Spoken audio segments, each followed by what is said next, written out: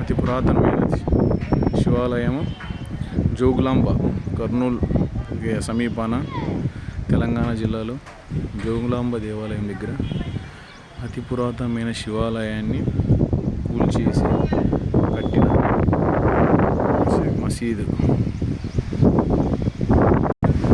జోగులాంబ అమ్మవారు టెంపుల్ పూర్తిగా ధ్వంసమైన టెంపుల్ తిరిగి 600 సంవత్సరాల తర్వాత పునర్నిర్మాణం చేశారు. శివాలయానికి ఉన్న ద్వారం, మెయిన్ ద్వారం, దీన్ని పూర్తిగా కూల్చేసి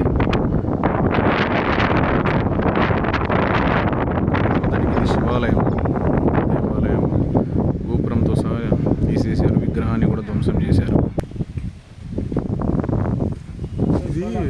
గుడి ఎంట్రన్స్ ద్వారం ఇది పూర్తిగా ధ్వంసం చేశారు.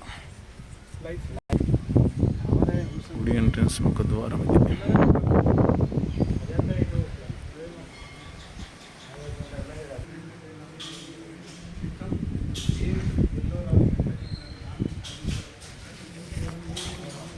మన శివునికి పట్టిన కత్తి గర్భగుడిలో నుంచి తెచ్చి బయట పడేసింటే మన వాళ్ళు మళ్ళీ తెచ్చి ఇక్కడ ప్రతిష్ఠించినారు.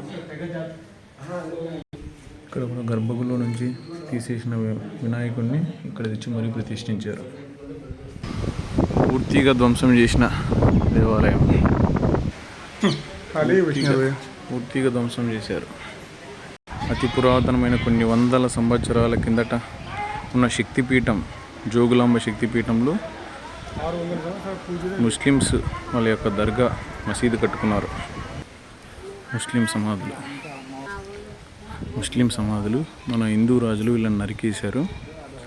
కానీ వాళ్ళ హయాంలో, నవాబుల హయాంలో వాళ్ళని ఇక్కడే మన దేవాలయం మధ్యలో పూడ్చారు.